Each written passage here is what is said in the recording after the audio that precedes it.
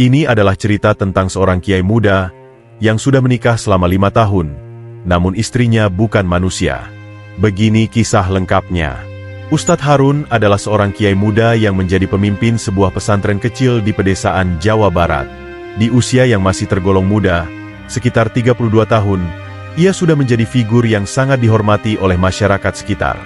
Selain dikenal karena penguasaannya dalam ilmu agama, Ustadz Harun juga memiliki kemampuan istimewa dalam mengobati berbagai penyakit melalui doa-doa dan ayat suci Al-Quran. Banyak orang dari desa-desa tetangga datang kepadanya untuk meminta pengobatan atau nasihat, menjadikannya sosok yang tidak hanya dihormati tetapi juga diandalkan oleh banyak orang. Pesantren yang ia pimpin berkembang dengan baik, meskipun sederhana. Di sanalah para santri belajar agama, memperdalam akidah, dan mendalami ilmu fikih. Ustadz Harun sendiri sangat mencintai pekerjaannya sebagai pendidik dan merasa hidupnya sudah cukup terpenuhi dengan aktivitas keagamaan sehari-hari. Namun, ada satu hal yang menjadi perhatian masyarakat desa, terutama para orang tua dan tetua desa, yaitu status lajangnya. Meski banyak yang memuji kepemimpinannya, mereka merasa bahwa seorang kiai seperti Ustadz Harun seharusnya memiliki pasangan hidup yang bisa mendukungnya secara emosional dan spiritual. Desakan ini semakin kuat ketika para tetua desa khawatir bahwa seorang kiai yang masih muda tanpa istri dapat menjadi sasaran fitnah atau godaan yang tidak diinginkan. Beberapa orang tua bahkan secara terang-terangan menawarkan anak perempuan mereka untuk menjadi istri Ustadz Harun. Meskipun begitu, Ustadz Harun selalu menjawab dengan senyuman dan berkata bahwa ia masih menunggu petunjuk dari Allah sebelum memutuskan untuk menikah. Jawaban tersebut seringkali membuat para tetua desa mengeluh. Tetapi mereka tetap menghormati keputusan Ustadz Harun, meskipun dalam hati kecil mereka masih berharap agar kiai muda ini segera menemukan pasangan yang tepat. Pada suatu sore yang tenang, Ustadz Harun dikejutkan dengan kedatangan sahabat lamanya, Pak Munir, yang tiba-tiba berkunjung ke pesantren. Pak Munir adalah seorang pedagang keliling yang dulu sering singgah di desa tersebut untuk beristirahat, dan hubungan mereka terjalin sejak lama. Namun, kali ini kunjungannya terasa berbeda. Pak Munir datang tidak sendiri, melainkan bersama seorang wanita muda bernama Melati. Wanita itu tampak memukau dengan wajah yang halus bercahaya, kulitnya putih pucat seperti porselen, dan sepasang mata yang tajam, seolah mampu menembus hati siapapun yang menatapnya. Melati memiliki keanggunan yang tenang, tetapi ada sesuatu dalam tatapannya yang sulit dijelaskan. Sebuah kombinasi antara kehangatan dan misteri yang membuat Ustadz Harun tidak bisa mengalihkan pandangannya. Pak Munir memperkenalkan Melati sebagai keponakannya yang yatim piatu. Ia menjelaskan bahwa orang tua Melati telah meninggal beberapa tahun yang lalu, meninggalkan Melati sendirian tanpa kerabat dekat lainnya. Karena itulah, Pak Munir memutuskan untuk merawat Melati seperti anaknya sendiri. Namun, ia merasa sudah waktunya bagi Melati untuk memiliki seorang pendamping yang bisa membimbing dan melindunginya. Dengan nada serius namun lembut, Pak Munir mengungkapkan harapannya agar Ustadz Harun bersedia mempertimbangkan Melati sebagai calon istri. "Saya tahu ini mendadak, Ustadz," kata Pak Munir dengan nada penuh harap. "Tapi saya yakin, jika ada lelaki yang bisa menjadi pelindung sekaligus pembimbing bagi Melati, itu adalah Anda." Ucapan itu membuat Ustadz Harun terdiam sejenak. Ia merasa ada sesuatu yang tidak biasa tentang pertemuan ini, tetapi ia tetap mencoba bersikap tenang, menyambut Melati dengan keramahan seorang kiai. Di balik senyuman hangatnya, pikirannya mulai dipenuhi dengan pertanyaan-pertanyaan yang belum terjawab tentang wanita misterius ini. Ustadz Harun, setelah melalui malam-malam penuh doa dan istiharah, akhirnya merasa bahwa lamaran dari Pak Munir adalah bagian dari rencana Allah untuk kehidupannya. Meskipun hatinya sempat diliputi keraguan karena pertemuan yang serba mendadak dan nuansa misteri yang mengelilingi Melati, ia meyakini bahwa setiap keputusan harus didasarkan pada keikhlasan dan keyakinan akan petunjuknya. Dengan hati yang mantap, Ustadz Harun menyampaikan persetujuannya kepada Pak Munir, yang menyambut kabar tersebut dengan rasa syukur yang mendalam. Keputusan itu juga disambut baik oleh warga desa dan santri, yang telah lama menanti pemimpin pesantren mereka menemukan pasangan hidup. Pernikahan pun digelar dengan suasana sederhana namun penuh keberkahan. Para santri bahu-membahu menghias pesantren dengan bunga-bunga yang dipetik dari kebun sekitar, sementara warga desa menyumbangkan makanan dan tenaga untuk mempersiapkan acara. Hari pernikahan menjadi momen yang mengharukan.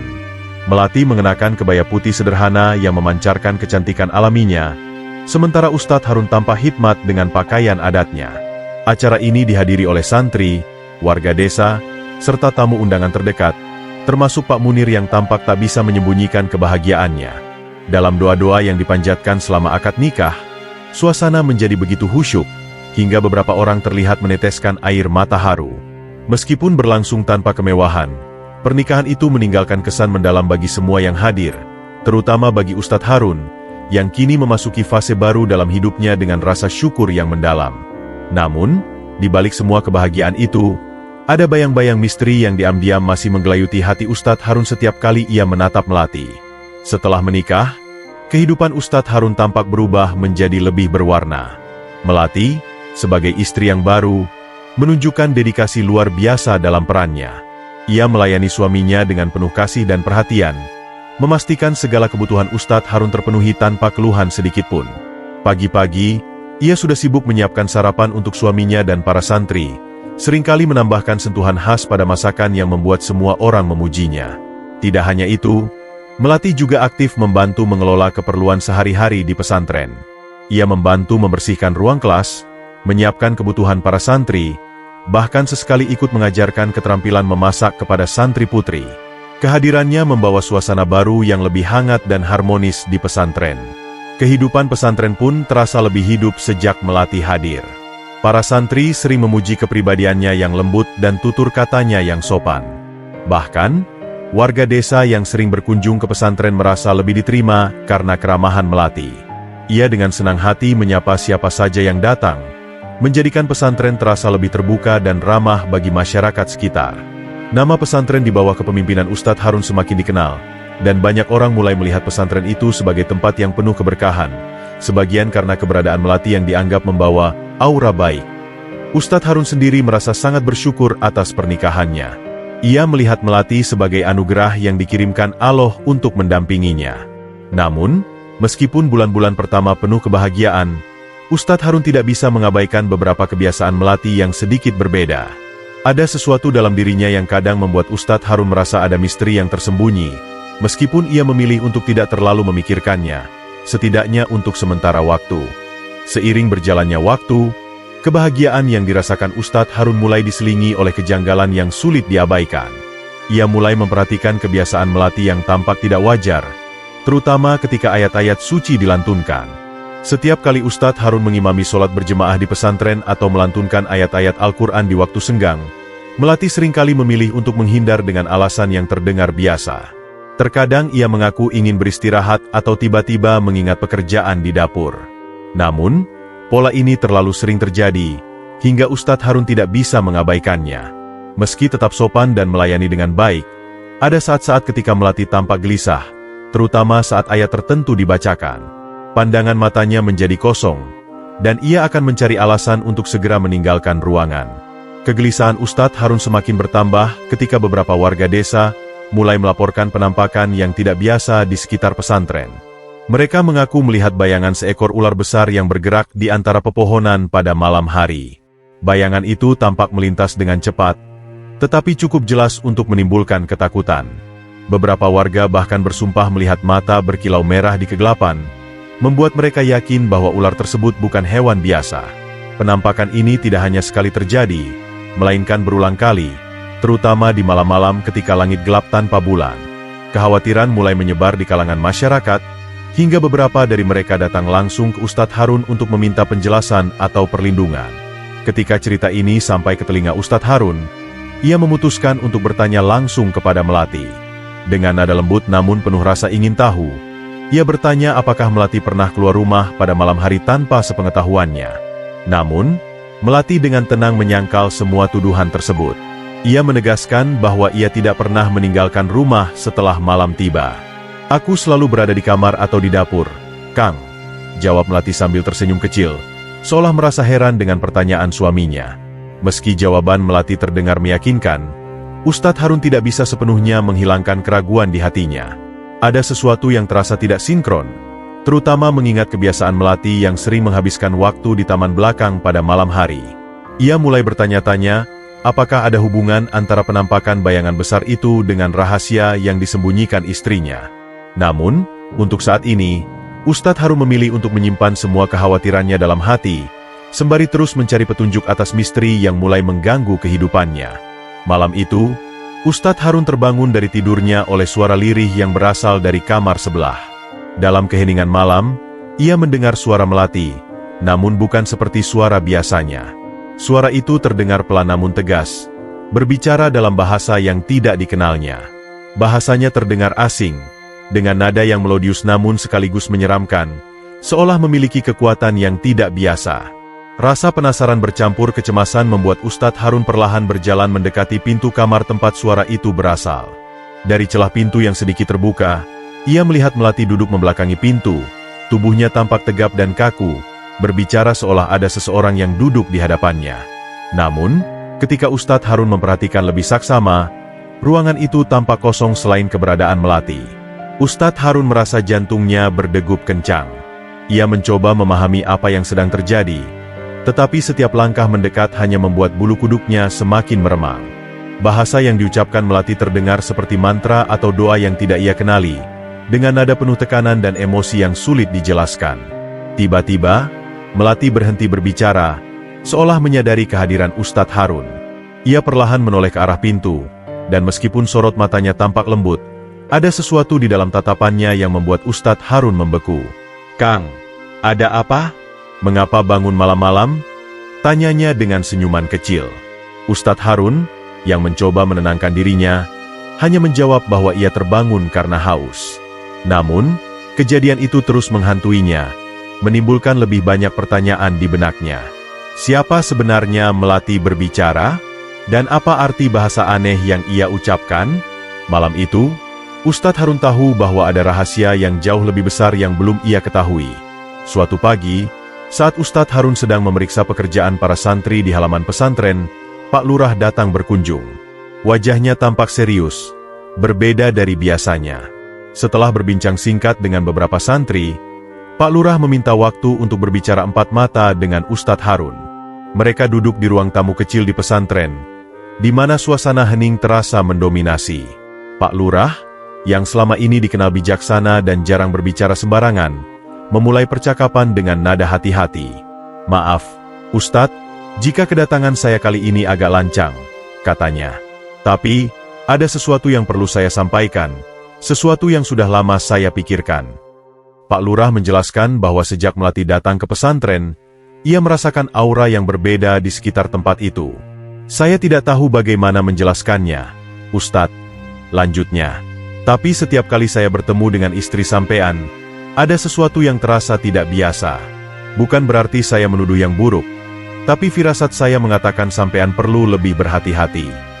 Ucapannya dilontarkan dengan nada penuh kehati-hatian, seolah ia tidak ingin menyinggung perasaan Ustadz Harun.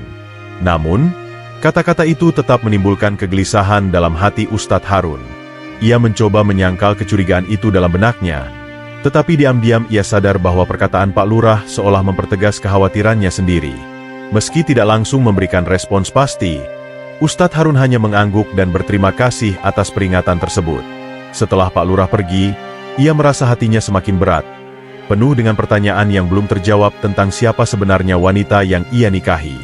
Malam-malam di pesantren menjadi semakin sunyi ketika Ustadz Harun mulai memperbanyak doa dan munajatnya kepada Allah.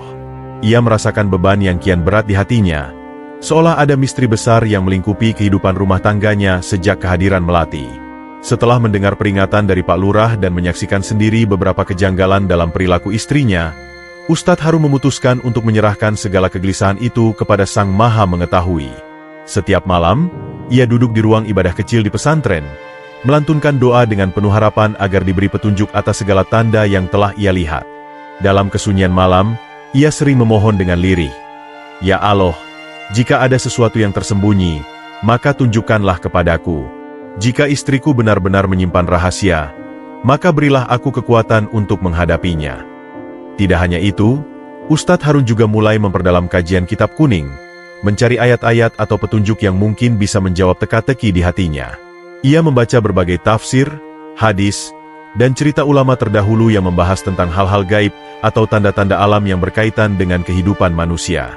Waktu-waktunya diisi dengan merenung dan mencari hikmah di balik semua peristiwa yang terjadi.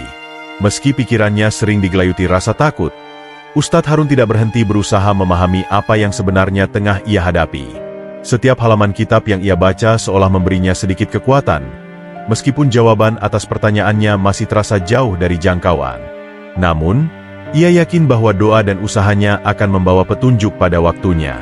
Dengan penuh kesabaran, ia melanjutkan rutinitasnya sambil menyimpan semua kekhawatiran itu dalam hatinya, menunggu jawaban dari sang pemilik rahasia. Pada suatu malam yang gelap, ketika angin bertiup pelan membawa aroma tanah basah, Ustadz Harun dan Pak Lurah memutuskan untuk melakukan ritual doa di sebuah kamar khusus di pesantren. Kamar itu terletak di sudut terpencil, jauh dari keramaian para santri, dan sering digunakan Ustadz Harun untuk berzikir atau bermeditasi. Dengan suasana yang penuh kehati-hatian, mereka mempersiapkan diri untuk memohon petunjuk kepada Allah atas misteri yang melingkupi kehidupan Ustadz Harun. Sebelum memulai, Pak Lurah membawa beberapa benda sederhana seperti kitab suci, segelas air zam-zam, dan selembar kain putih yang akan digunakan sebagai media doa. Ustadz Harun, dengan hati yang mantap namun penuh rasa ingin tahu, mengikuti setiap arahan Pak Lurah. Ritual dimulai dengan pembacaan ayat-ayat suci Al-Quran, dimulai dari Al-Fatihah, dilanjutkan dengan ayat kursi dan beberapa surat lainnya yang dipercaya mampu membuka tabir rahasia. Suara lantunan doa mereka memenuhi ruangan, menggema lembut namun menggetarkan.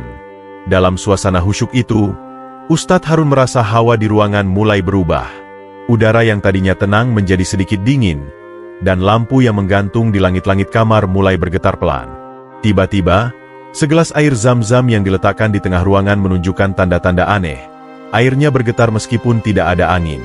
Pak Lurah melanjutkan doa dengan suara yang lebih lantang, memohon agar Allah memberikan petunjuk yang jelas. Perlahan, bayangan samar muncul di sudut ruangan, membentuk siluet yang tidak dapat dijelaskan. Meskipun ritual belum selesai, Ustadz Harun merasa bahwa ia sedang berada di ambang kebenaran yang akan mengubah hidupnya selamanya. Namun, apa yang ia temui malam itu belum sepenuhnya terungkap, menyisakan rasa penasaran sekaligus ketakutan di dalam hatinya. Ritual malam itu mencapai puncaknya ketika Ustadz Harun dan Pak Lurah melantunkan doa dengan lebih intens. Ruangan yang tadinya hanya diterangi oleh lampu redup kini terasa semakin gelap, seolah bayangan di sudut-sudutnya menjadi lebih pekat. Tiba-tiba, angin dingin yang tidak wajar menyapu ruangan, membuat lentera kecil yang menggantung berayun pelan. Di tengah kehusyukan doa, Ustadz Harun merasakan kehadiran sesuatu yang tidak kasat mata, sesuatu yang berat namun sulit dijelaskan. Ketika ia membuka mata, pandangannya langsung tertuju pada sudut ruangan, di mana sebuah bayangan mulai membentuk sesuatu yang menyerupai tubuh ular besar.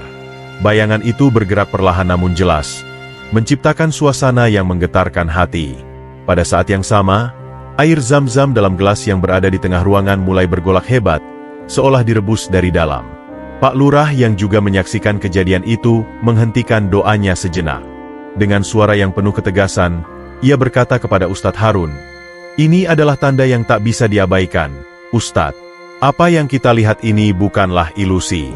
Istri sampean, Melati, bukan manusia biasa. Dia adalah siluman ular yang menyamar." Ucapan itu terasa seperti petir yang menyambar hati Ustadz Harun. Meski firasatnya selama ini telah merasakan sesuatu yang aneh, mendengar kenyataan itu secara langsung tetap mengguncangnya. Ia memandang bayangan yang terus bergerak di sudut ruangan. Tubuhnya terasa kaku dan dingin. Namun, ia segera menyadari bahwa tugasnya belum selesai. Dengan tekad yang kuat, ia kembali melantunkan doa, memohon perlindungan kepada Allah dari segala gangguan dan berharap diberi petunjuk lebih lanjut tentang langkah apa yang harus ia ambil setelah kebenaran ini terungkap. Malam itu menjadi awal dari perjalanan berat yang akan menguji keimanan, keberanian, dan cinta Ustadz Harun. Malam itu, Ustadz Harun memutuskan untuk berbicara langsung dengan Melati.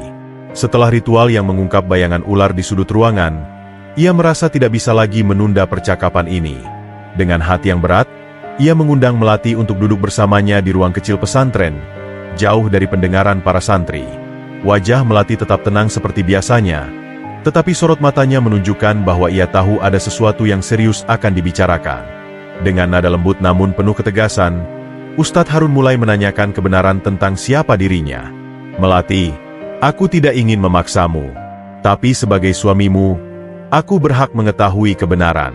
Apa yang selama ini kau sembunyikan dariku?" tanya Ustadz Harun, berusaha menahan gejolak emosinya. Melati terdiam sejenak. Matanya berkaca-kaca. Ia menarik napas panjang sebelum akhirnya mengakui rahasia besar yang selama ini ia simpan. "Kang Harun," katanya pelan namun jelas, "aku bukan manusia seperti yang kau pikirkan. Aku adalah siluman ular. Aku berasal dari dunia yang berbeda, tetapi aku jatuh cinta padamu." Air matanya mulai mengalir ketika ia melanjutkan, "Aku ingin hidup seperti manusia, menjadi istrimu, dan mendampingimu dengan sepenuh hati. Aku tahu apa yang kulakukan salah, tapi cintaku padamu begitu besar hingga aku rela meninggalkan duniaku untuk berada di sisimu." Pengakuannya membuat Ustadz Harun terdiam. Ia merasa hatinya bercampur aduk antara cinta, kecewa, dan kebingungan. Namun, di balik rasa terkejutnya, ia juga melihat ketulusan dalam mata Melati. Keputusan untuk mencintai seseorang dari dunia lain bukanlah hal yang mudah, dan kini ia harus memutuskan bagaimana menghadapi kenyataan ini, yang tidak hanya menyentuh kehidupannya tetapi juga pesantren yang ia pimpin. Setelah pengakuan Melati, malam-malam Ustadz Harun dipenuhi oleh pergolakan batin yang tiada henti. Ia merasa seolah seluruh dunianya terbalik. Di satu sisi, ia merasa dikhianati oleh seseorang yang selama ini ia percayai dan cintai. Fakta bahwa Melati bukan manusia, sesuatu yang tidak pernah terlintas dalam pikirannya, menjadi pukulan berat bagi hatinya. Ia merasa semua momen indah yang mereka lalui penuh dengan kebohongan. Namun, di sisi lain, cintanya pada Melati tidak bisa begitu saja hilang. Ia mengenang hari-hari di mana Melati merawatnya dengan penuh kasih sayang, membantu pesantren, dan membawa kehangatan ke dalam hidupnya. Ketulusan Melati saat mengakui siapa dirinya juga membuat Ustadz Harun ragu untuk sepenuhnya membenci atau meninggalkannya. Namun, kebingungan itu semakin dalam ketika Ustadz Harun memikirkan tanggung jawabnya sebagai pemimpin pesantren. Bagaimana ia bisa menjaga nama baik pesantren dan kepercayaan masyarakat jika kebenaran tentang Melati terungkap? Ia khawatir kehadiran Melati sebagai siluman ular dapat membawa dampak buruk, bukan hanya bagi dirinya, tetapi juga bagi para santri dan warga desa yang selama ini menghormatinya. Dalam doa-doanya, Ustadz Harun memohon kekuatan untuk mengambil keputusan yang benar. "Ya Allah," bisiknya di tengah malam, "aku mencintainya, tapi aku juga takut melanggar kehendak-Mu. Berilah aku petunjuk, agar aku tahu apa yang harus kulakukan." Setiap malam berlalu dengan kebimbangan yang semakin menghimpit, sementara bayang-bayang keputusan yang harus diambil terus mengikutinya di setiap langkah. Ia sadar bahwa pilihannya akan menentukan tidak hanya kehidupannya, tetapi juga masa depan banyak orang di sekitarnya. Gangguan di pesantren mulai terasa beberapa hari setelah ritual malam yang dilakukan Ustadz Harun dan Pak Lurah. Kehadiran Melati, yang sebelumnya dianggap membawa berkah, kini tampaknya memicu serangkaian kejadian aneh yang tidak bisa diabaikan. Para santri, yang biasanya menjalani hari-hari mereka dengan penuh semangat, mulai melaporkan pengalaman-pengalaman ganjil yang terjadi di malam hari. Beberapa dari mereka mengaku mendengar suara-suara aneh seperti bisikan samar, deru nafas berat, atau suara desis yang membuat bulu kuduk meremang. Salah satu santri bahkan bercerita bahwa ia melihat bayangan ular besar bergerak di sudut kamarnya, meski ketika diperiksa keesokan paginya, tidak ada tanda-tanda keberadaan ular tersebut. Ketakutan mulai menyebar di kalangan para santri, terutama setelah beberapa dari mereka mengalami mimpi buruk yang terasa begitu nyata. Mereka bermimpi dikejar ular raksasa, atau terperangkap di tempat gelap yang penuh dengan binatang melata. Beberapa santri yang lebih peka bahkan mengaku merasakan hawa dingin yang tidak biasa di sekitar kamar mereka, terutama di malam hari. Gangguan ini tidak hanya mengganggu ketenangan para santri, tetapi juga mulai memengaruhi aktivitas sehari-hari di pesantren. Para santri yang biasanya khusyuk dalam belajar mulai terlihat gelisah dan kehilangan konsentrasi. Sebagai pemimpin pesantren, Ustadz Harun merasa terbebani oleh situasi ini. Ia tahu bahwa kehadiran Melati mungkin menjadi sumber dari semua gangguan ini, tetapi ia juga tidak ingin mengambil keputusan yang tergesa-gesa tanpa memikirkan akibatnya. Dalam hatinya, Ustadz Harun tahu bahwa ia harus segera menemukan solusi untuk menghentikan gangguan ini sebelum situasi semakin memburuk. Pada suatu malam, ketika tubuh Ustadz Harun kelelahan oleh pergolakan batin yang tiada henti, ia tertidur dengan gelisah. Namun, tidurnya kali ini membawa pengalaman yang lebih dari sekadar mimpi biasa. Dalam tidurnya, ia mendapati dirinya berada di sebuah tempat yang asing, lapangan luas yang diselimuti kabut tebal. Suasana di sekelilingnya terasa sunyi, tetapi mencekam. Dari balik kabut itu, perlahan muncul sosok besar yang sulit digambarkan. Sosok itu tinggi menjulang, dengan wujud yang tidak sepenuhnya manusia tetapi juga bukan sepenuhnya binatang. Matanya memancarkan cahaya merah yang menusuk, dan suaranya terdengar berat dan menggema. Sosok itu menatap Ustadz Harun dengan tajam dan berkata, "Kiai, kau telah melangkah terlalu jauh. Wanita yang kau nikahi bukan berasal dari dunia ini. Keberadaannya di sini telah membuka gerbang yang seharusnya tetap tertutup." Suara itu menggema di telinga Ustadz Harun, membuat tubuhnya terasa kaku. "Jika kau tidak segera memutuskan hubungan dengan Melati, pesantrenmu akan dilanda bencana. Dunia manusia dan dunia kami tidak boleh bercampur. Kau telah diperingatkan." Kata-kata itu diucapkan dengan nada tegas yang membuat Ustadz Harun merasa sesak. Sebelum sempat menjawab atau bertanya, sosok itu menghilang, meninggalkan keheningan yang memekakan. Ketika terbangun, Ustadz Harun mendapati dirinya basah oleh keringat dingin. Nafasnya terengah-engah, dan jantungnya berdebar hebat. Ia tahu bahwa mimpi itu bukan sekadar bunga tidur, tetapi sebuah peringatan dari dunia gaib. Hatinya semakin dipenuhi kegelisahan. Ustadz Harun sadar, keputusan yang harus ia ambil kini tidak hanya menyangkut kehidupannya dan Melati, tetapi juga keselamatan pesantren, para santri, dan seluruh warga desa yang bergantung padanya. Mimpi itu menjadi penanda bahwa waktu untuk bertindak semakin dekat, dan ia harus segera mengambil keputusan sebelum semuanya terlambat. Malam-malam panjang yang dihabiskan Ustadz Harun dalam doa dan zikir, akhirnya membawa dirinya pada sebuah keputusan yang sangat berat. Hati dan pikirannya terus berperang, mencoba mencari keseimbangan antara cintanya pada Melati dan tanggung jawabnya sebagai pemimpin pesantren. Ia merenungkan semua kejadian yang telah terjadi, mulai dari pengakuan Melati, gangguan di pesantren, hingga mimpi mengerikan yang membawa ultimatum dari dunia gaib. Setiap petunjuk yang ia terima mengarah pada satu kesimpulan. Melati, meskipun ia mencintainya, tidak bisa terus berada di dunia manusia tanpa menimbulkan bahaya. Dengan hati yang penuh luka, Ustadz Harun akhirnya memutuskan untuk melepaskan Melati demi kebaikan semua pihak. Keputusan itu tidak diambil dengan mudah. Ustadz Harun memikirkan bagaimana Melati telah menjadi bagian penting dari hidupnya, membawa kebahagiaan dan kehangatan yang sebelumnya tidak ia rasakan. Namun, ia juga menyadari bahwa cinta sejati tidak selalu berarti memiliki. Kadang, cinta memerlukan pengorbanan, bahkan ketika pengorbanan itu melukai hati sendiri. "Ya Allah," bisiknya dalam doa terakhir sebelum membuat keputusan, "jika ini adalah ujian darimu, maka kuatkanlah hatiku. Aku tahu ini bukan yang aku inginkan, tapi aku percaya pada rencanamu yang lebih besar." Dengan penuh kepasrahan, Ustadz Harun menguatkan diri untuk berbicara dengan Melati, menyampaikan keputusan yang akan mengubah jalan hidup mereka selamanya. Dalam hatinya, ia hanya berharap bahwa Melati akan mengerti dan menerima keputusan ini dengan hati yang lapang. Malam ritual perpisahan itu tiba dengan suasana yang penuh keheningan. Di bawah langit malam yang gelap dan tanpa bulan, Ustadz Harun dan Pak Lurah mempersiapkan segala sesuatu untuk memulangkan Melati ke dunia asalnya. Tempat ritual dipilih di sebuah lokasi yang dianggap sakral, jauh dari pesantren dan desa, untuk memastikan proses berlangsung tanpa gangguan. Ustadz Harun membawa kitab suci, sementara Pak Lurah membawa beberapa perlengkapan tradisional seperti kemenyan, selembar kain putih, dan kendi berisi air zam-zam. Melati, yang berdiri di tengah lingkaran doa, tampak anggun namun diliputi kesedihan. Matanya berkaca-kaca, dan ia memegang erat tangan Ustadz Harun untuk terakhir kalinya. Saat ritual dimulai, Pak Lurah mulai melantunkan doa-doa khusus dengan nada yang penuh kehusyukan. Ustadz Harun, meskipun hatinya terasa berat, ikut melafalkan ayat-ayat suci dengan suara yang mantap. Cahaya kecil dari lentera menerangi wajah Melati, memperlihatkan air mata yang perlahan mengalir di pipinya. "Aku mengerti, Kang," kata Melati dengan suara lirih namun tegar. "Aku tahu ini yang terbaik untuk semua. Meski hatiku ingin tetap bersamamu, aku tidak ingin membawa bahaya ke dalam hidupmu." Kata-kata itu membuat dada Ustadz Harun terasa sesak. Ia tahu bahwa perpisahan ini adalah pengorbanan besar, bukan hanya untuk dirinya, tetapi juga untuk Melati yang telah meninggalkan dunianya demi cinta mereka.